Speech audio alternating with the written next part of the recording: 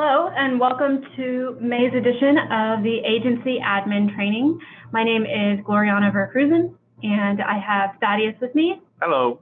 And Stephanie Grader. Hi. So on today's agenda, first we have a final reminder of things due to the help desk. Second, we have an update regarding password resets. Third, we want to explain the expectations behind tickets for low data quality. Fourth, there is a new specific section of training on our support website. And then lastly, today's training is on the new permanent housing data quality report. Sorry about that. No problem. All right, so as normal reminders, remember to share what you've learned with the rest of your agency. During this webinar, to ask questions, use the Q&A function. Your common questions are answered live. The Q&As will be aggregated and shared at a later date in the follow-up email, and longer questions can be emailed to the help desk. Keep in mind that your agency's attendance is required, but we always make a recording available later. We email links to the video and we post it online by the following Monday. For today's webinar, this means Monday, June 3rd. Any users not in attendance will have until Friday, June 7th to complete it. And so for the two documents, for the primary point of contact expectations and the agency's self-certification, this will be the last reminder that we are requiring those two documents back to the help desk. They are due on Friday the 31st. Friday the 1st. Oh, Friday the 1st, sorry. So yeah, that's it. Just remember to get those back to us. Yep, and if you have any other questions about that, now's a good time to ask about those too. All right, our next update is for both Valencia State and Maricopa. Service Point password resets are finally available to any user. Anyone can reset their own password. That's pretty exciting, at least on our side. The process is similar to other software password resets. It will send you an email to whatever is listed as your email in Service Point. Because of this, you want to ensure that your users have the correct email addresses on record. After today's training, we'll email you WellSky's guidance document, but let's quickly review it together.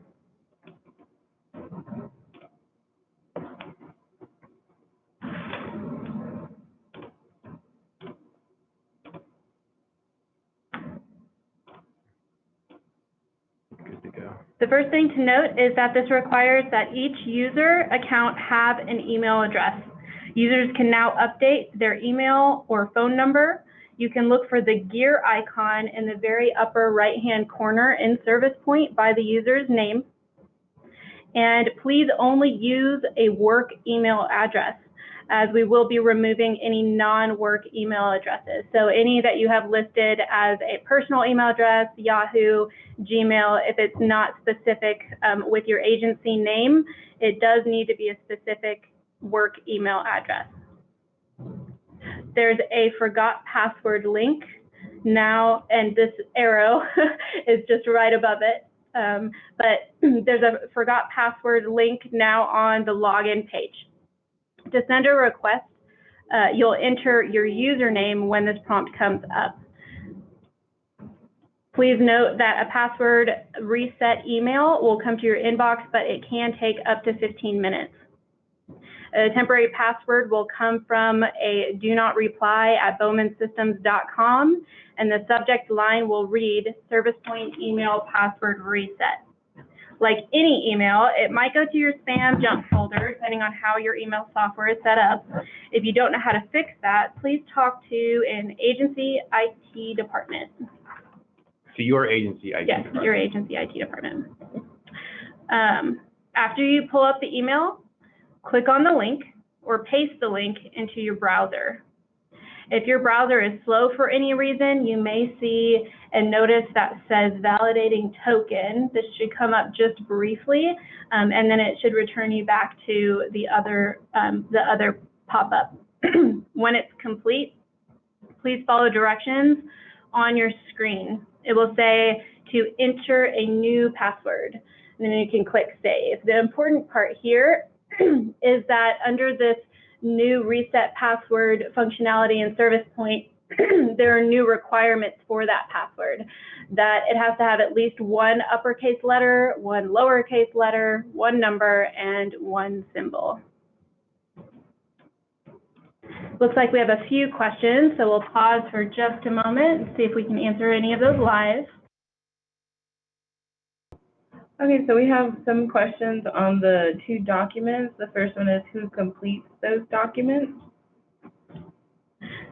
So the 2 documents, one is a point of contact document, and that should be completed by 2 people. One, the person at your agency that is regarded as your point of contact. That's the person who is the liaison who agrees to receive notifications from HMIS, and that will pass it along to the team. The second person that signs that document is an executive administrator, so someone at like a CEO, CFO, COO level.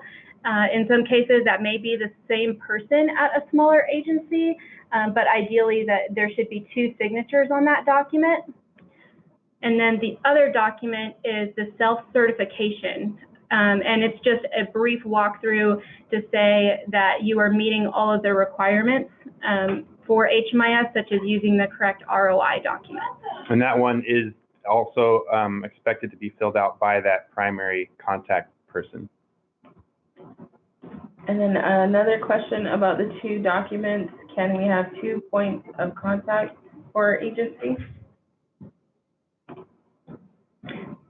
Yes, we can. We've had 2 points of contact, as long as one is listed as a primary point of contact, and then one is listed as a secondary point of contact. That's been our standard here in the past. And then also, where do we require or acquire the documents? The documents were emailed to your existing primary contacts from the list that we had that was last updated in April. So if nobody at your agency says they received these documents, and that means that you have the wrong primary contact on file, reach out directly to the help desk, say, hey, we never got these, and we will send them to the correct person. But they should have already been sent out on the day before May 1st.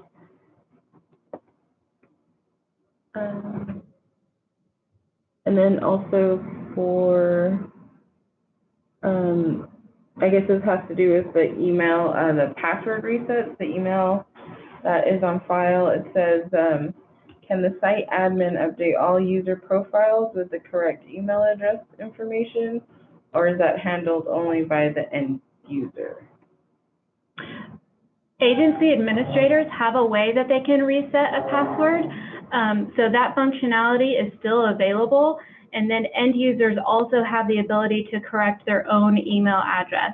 And again, at the very right-hand corner in Service Point, there's a gear icon next to their name. So end users do have the ability to change their own email address.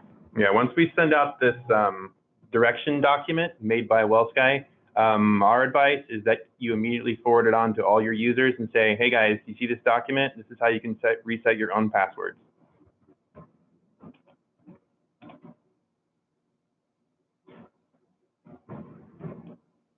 So the next question says, will they still be able to call for a password reset, or is that function taken away? So I'm not sure if you mean as an agency administrator, if your users can call you. So yes, they can in that respect, that you still have the ability to update their password. And then at the same time, if you put in a ticket to the help desk, or if you call the help desk for a password reset, we still have the ability to reset your password as well. This is just an additional functionality in Service Point that is supposed to be more helpful for you as end users. Instead of having to put in a ticket, that you have the ability to reset your own password, but you can still put in a ticket or call the help desk if you need help. There was some concerned questions asking about, can you repeat the directions to reset the passwords? We're going to be sending that document out, giving instructions later, so you can just look at that document and it will give you all the instructions that we gave in, you can go over that as fast or as slow as you wanted. We just kind of wanted to review it briefly to let you know the sort of thing that's on it, to see if there's any initial questions off the bat.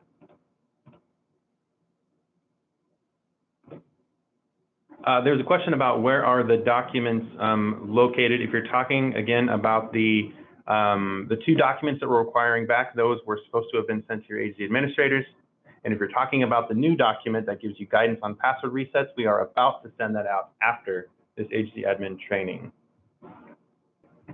If you are concerned about a copy of the password reset directions, we can also host those documents on our support site, so you can download them whenever you want to.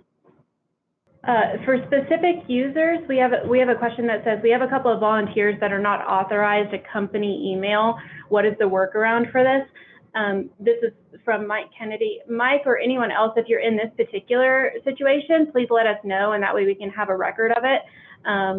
And that way we can keep track of it on our side if there's a specific workaround that you need. But in general, most users should have a company email address. Yeah, we respect that certain agencies, especially some smaller agencies, they might just be working from a normal Gmail account. But if you are, for instance, at Community Bridges and you send us a Gmail account as your primary email, we're not going to be sending you your login instructions to your personal email address when you should have a corporate email from that kind of an agency. There's another question, will the password have an expiration date so you have to change it in 30 days? Actually, the temporary password that you're going to get back through this function will expire in 15 minutes.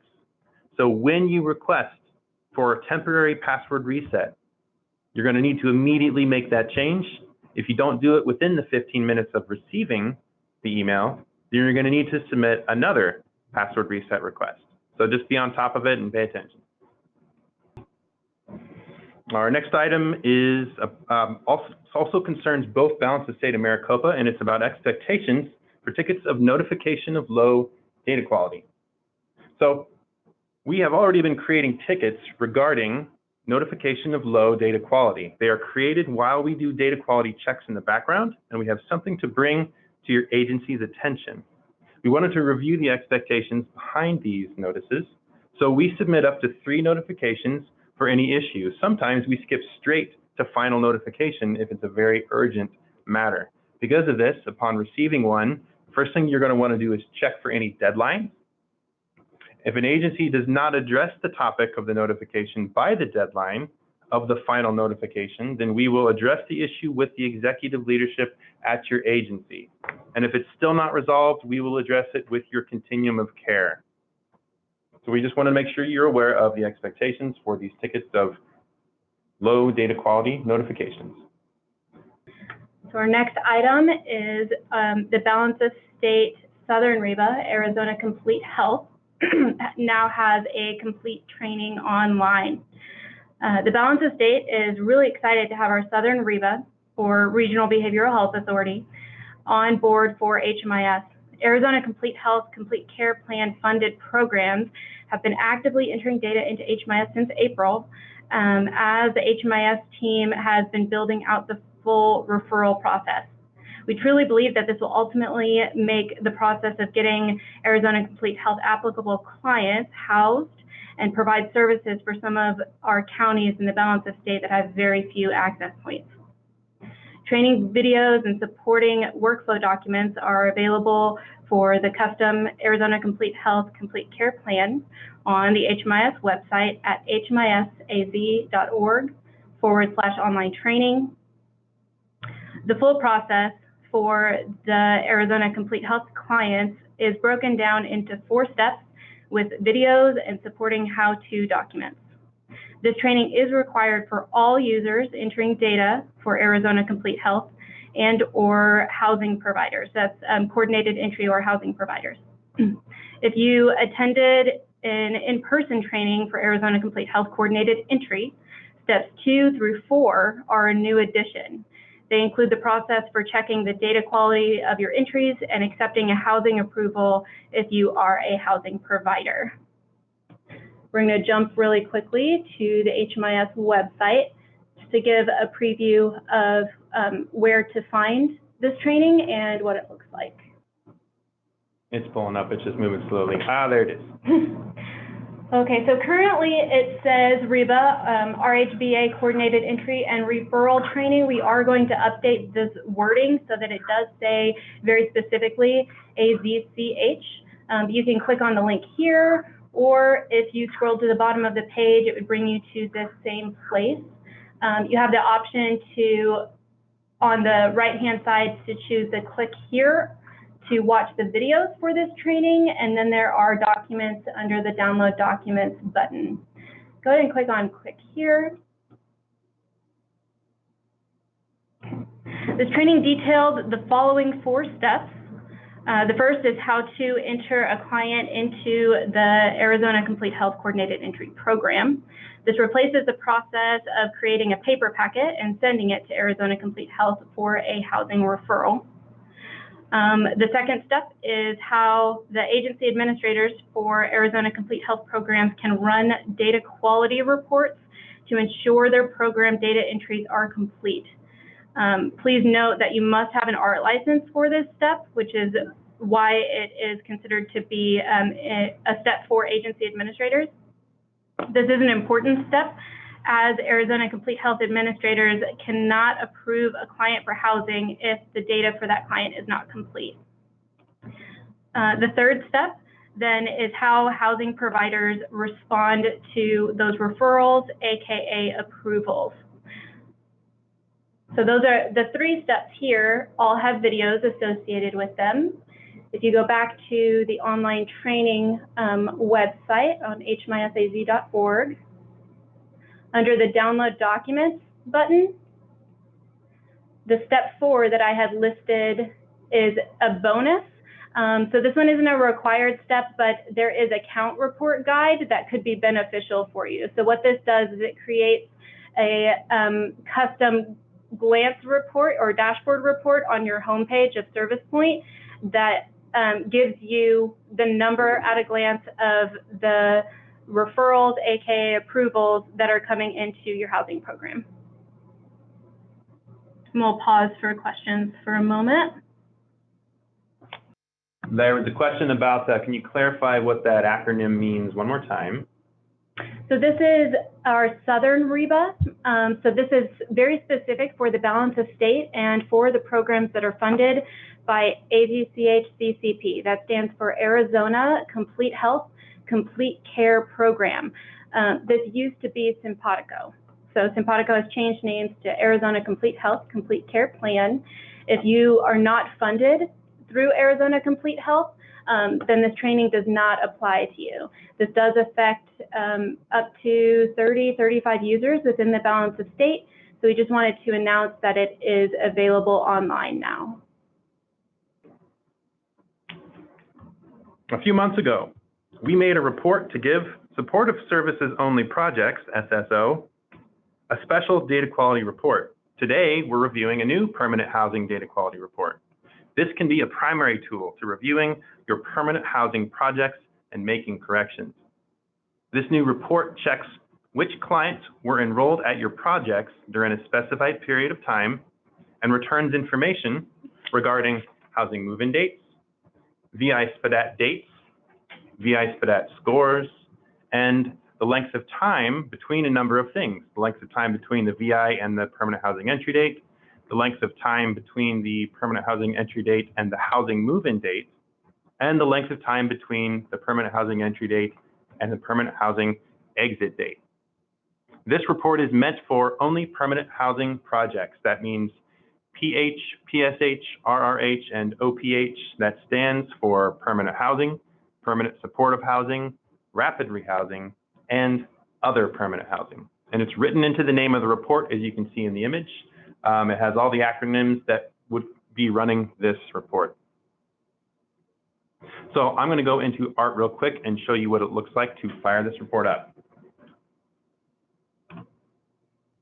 Once you log into ART, and this will look the same for both Balance of State and Maricopa, you're going to go to the top right and click on Connect to ART. And you're going to find the public folder and hit the expansion arrow. And then scroll down until you see the subsection called Data Quality Reports, and then hit the expansion arrow for that.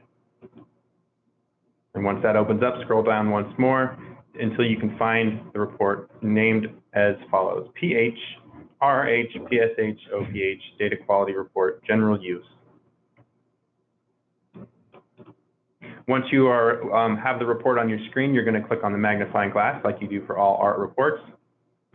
There is information to read about it here if you want to be reminded about the purpose. There's a description up here, and it tells you what the query is for.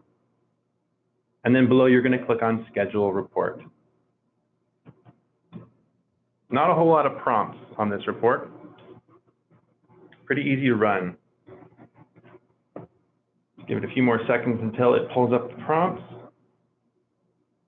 First prompt is EDA provider. Nearly all of you should leave this as default provider.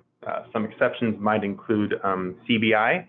They might be selecting specific EDA providers instead of default provider for some of their reports, and Cindy can reach out to us if she has a question about that. The next prompt is enter effective date.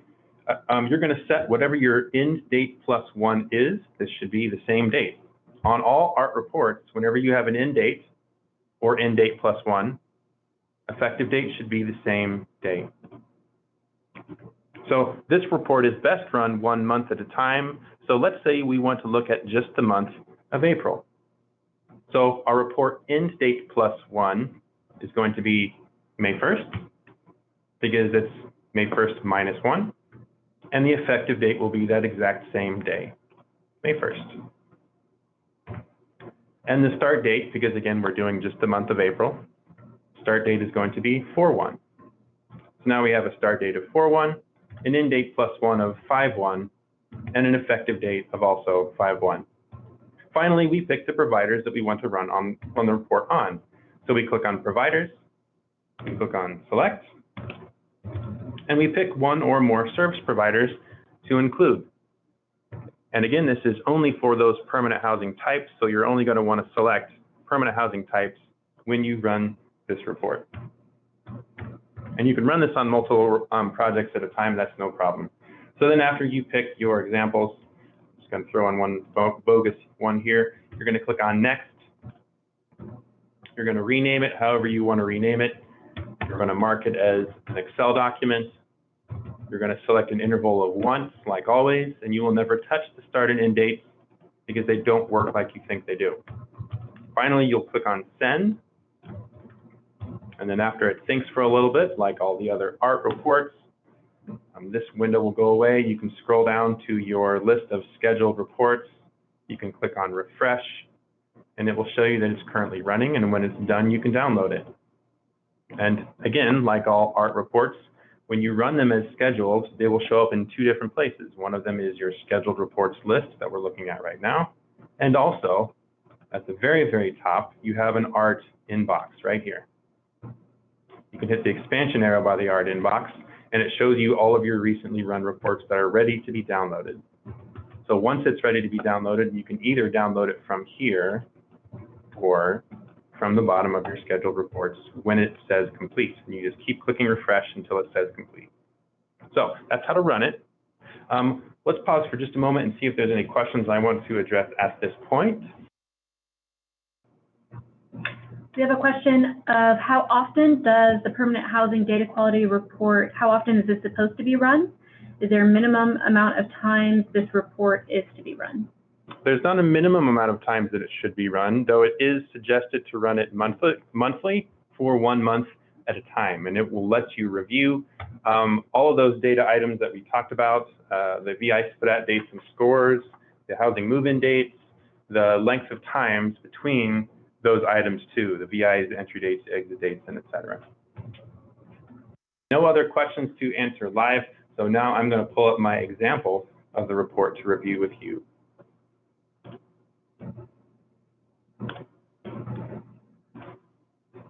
Oh, let's go back to that first tab. Okay. There are 5 tabs to this report. You can see them down here. Summary, most recent VI, services, full detail, and additional information. The first is the summary tab. This shows important client counts for each provider you ran the report on. So I have renamed this actual report to protect the anonymity of the data. So we have Permanent Supportive Housing Project 1, 2, and 3. For these 3 projects, we see that there were 90 enrolled in Project 1 during this 1-month span, 76 for the other one, and 15 for the third. Here are the numbers who have received a housing move-in date. They were housed. This is the average time between, this is the averages of the length of time in days between entry date and housing move-in date, this column here. Column E is the average length of time between entry date and exit date, just for the enrolled clients at that service provider. And then in column F, that counts how many of the service provider's clients received rental payment assistance. So notes about this tab. This tab pulls all clients, not just the head of household. Because it lists all clients, you're going to want to be using the full details tab, which is down here, to review client ages and relationships to the head of household, because only the adults should have a housing move-in date. Housing move-in date is only shown if it is between the project's entry and exit. Okay, are there any questions we want to do live about this tab? Looks like no. I'm going to move on to the next tab. The next tab is most recent VI. The columns display the following. The first is a list of every client who is enrolled at the permanent housing providers you ran the report on. So I changed all of their client ID numbers to letters. Column B, this one displays the date of the most recent VI SPDAT. And by most recent, it considers any flavor of the VI SPDAT, the family version, the singles version, and the youth version. The date is useful because it can help you gauge how relevant the assessment is. And then column C displays the score associated with the most recent VI SPDAT. So I truncated this list very much.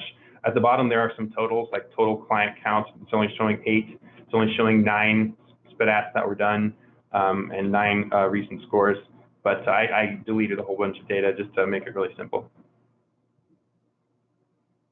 Okay, let's move on to, I wanted to say one other note about this tab, sorry. If you don't see a date or score with a client ID, then they haven't received a VI SPDAT from any service provider.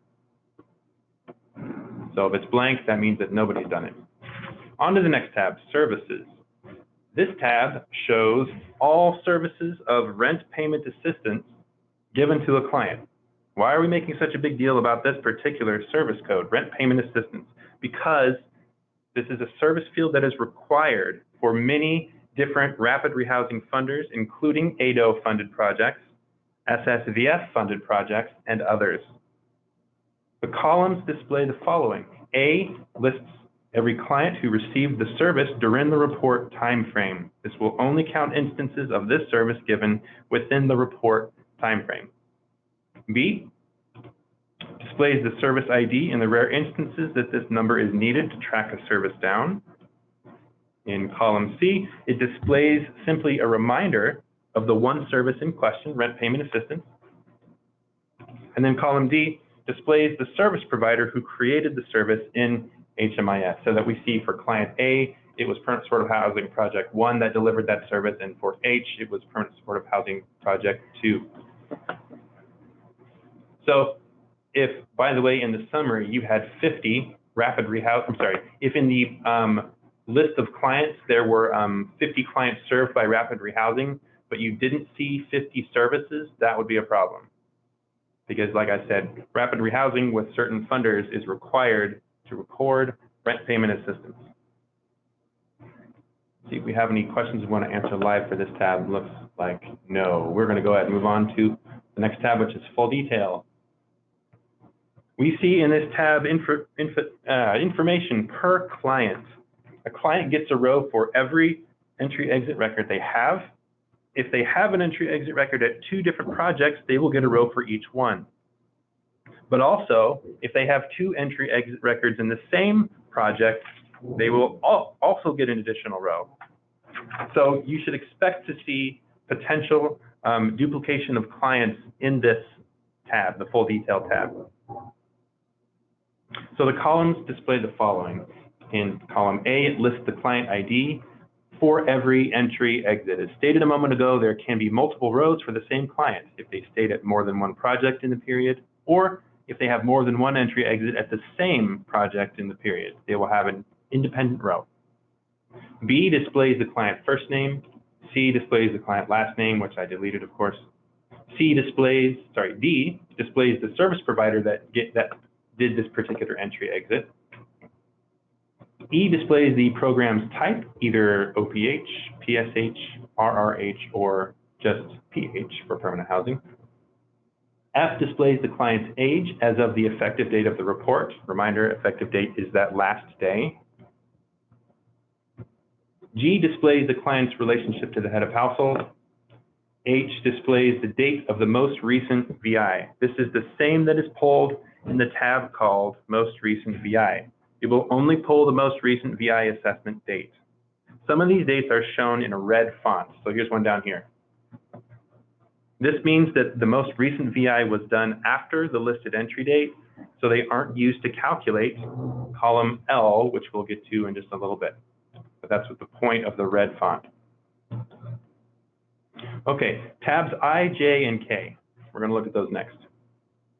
These display the client's entry date, the housing move-in date, and the exit date. For tab J, which is the middle one, it will only pull the most recent housing move-in date, and it will only show move-in dates that occurred after the entry date at this specific provider. It won't display move-in dates occurring after the project exit date. Tab L counts the length of time in days between the latest VI and the entry date for this service provider on this row. For example, this one at the top, client A, this client waited 97 days between his or her VI SPDAT and their entry date to this service provider listed in this row. On to tab M, and I'm going to need to move these slider over here. Tab M counts the length of time in days between the entry date and the housing move-in date for this service provider in this row. For example, this client moved into permanent housing 76, so this is the next row, sorry. For client B, this client, let's highlight that, green, moved into permanent housing 76 days after they enrolled in services with this provider. All right, next is tab N. This counts the length of time in days between the entry date and the exit date for this service provider. So there's none of these examples have an entry to exit date time for this example. For O, this counts how many services of rent payment assistance were recorded between the entry and exit dates. At the bottom of this tab, you're going to see the averages for columns L and M. It's highlighted in yellow down here. And these are the average number of days between the VI assessment and the entry date, and the average number of days between the entry date and the housing move-in date. So there's a lot of information on this tab to be used by permanent housing projects.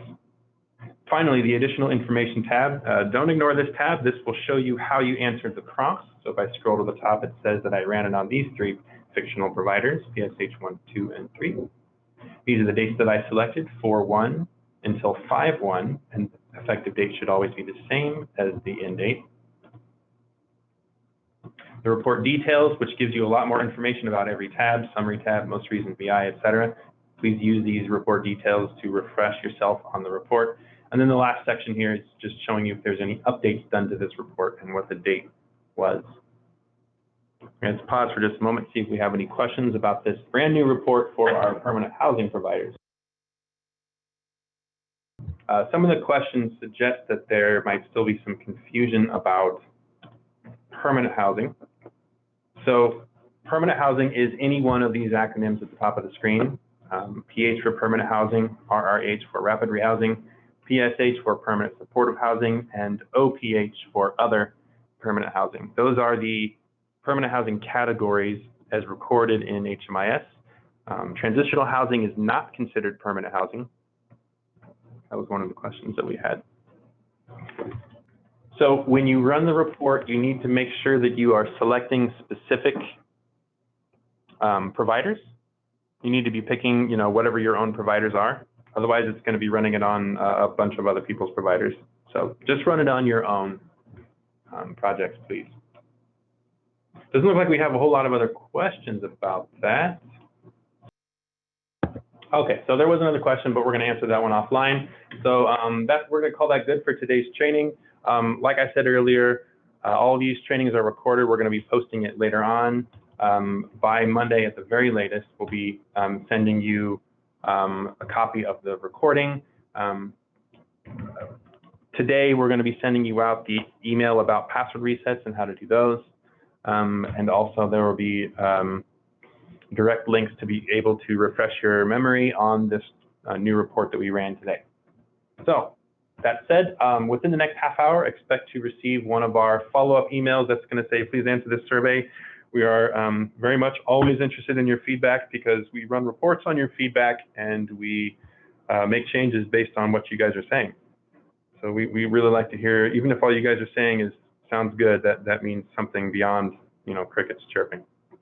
So you guys have a great day. Hope your Memorial Day was wonderful for all of you and your families. And you guys, thanks for showing up. This is Thaddeus and Glory and Stephanie saying bye. Thank you. Bye.